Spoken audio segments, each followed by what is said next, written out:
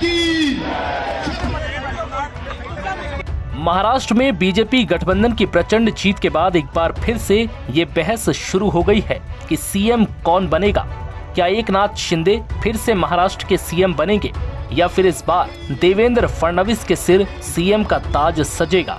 दरअसल महाराष्ट्र में सरकार में टूट फूट और फिर शिंदे गुट के साथ मिलकर सरकार बनाने के बाद बीजेपी को देवेंद्र फडणवीस को सीएम ना बनाकर एकनाथ शिंदे को सीएम बनाना पड़ा, जिससे बीजेपी गठबंधन की महाराष्ट्र की सत्ता में वापसी हो गई। तो वहीं सीएम से डिप्टी सीएम बनना देवेंद्र फडणवीस के लिए मुश्किल भरा था। हालांकि इस बार महाराष्ट्र में बीजेपी गठबंधन की धुआंधार जीत और पहले से ज्यादा सीटें मिलने पर जहां बीजेपी की ताकत बढ़ गई, तो वहीं शिंदे के सामने चुनौती खड़ी हो गई। एक तरफ महाराष्ट्र में देवेंद्र फडणवीस को सीएम बताकर पोस्टर लगाए जा रहे हैं, तो वहीं एकनाथ शिंदे का इस बार क्या होगा, ये बड़ा सवाल भी खड़ा हो रहा है। दावा ये भी किया जा रहा है कि एकनाथ शिंदे को इस बार डिप्टी सीएम बनाया जा सकता है, तो वहीं देवेंद्र फडणवीस को सीएम की कुर्सी मिल सकती है। हालांकि शिंदे इस पद के लिए राजी होंगे ये कहना मुश्किल है, लेकिन ऐसे में सवाल ये भी उठ रहे हैं कि जब देवेंद्र फडणवीस सीएम से डिप्टी सीएम बन सकते हैं तो फिर शिंदे क्यों नहीं।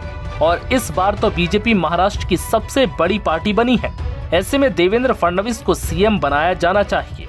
बता दें कि जब शिंदे उद्धव गुट से अलग होकर आए थे तो बीजेपी ने सरकार बनाने के लिए शिंदे का साथ लेकर उन्हें सीएम पद का ऑफर दिया था, लेकिन इस बार हालात बदले हुए हैं। बीजेपी के पास पहले से ज्यादा सीटें हैं और एकनाथ शिंदे के पास बीजेपी से आधी भी नहीं है।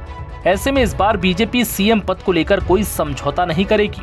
तो दूसरी तरफ अगर एकनाथ शिंदे सीएम पद से कम में राजी नहीं होते तो बीजेपी के पास अजीत पवार के एनसीपी का साथ भी सरकार बनाने के लिए काफी होगा।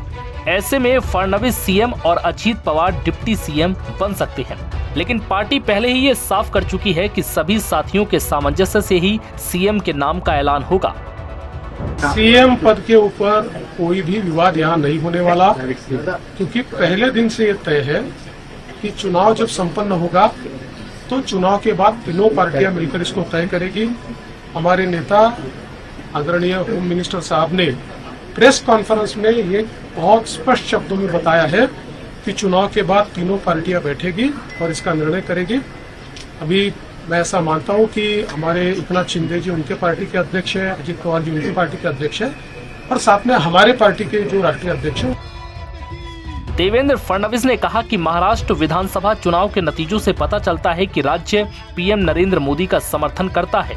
उन्होंने महिला मतदाताओं को विशेष रूप से धन्यवाद दिया। फडणवीस ने कहा कि ये बीजेपी की जीत है, इसमें मेरा छोटा सा योगदान है। एनबीटी ऑनलाइन की रिपोर्ट।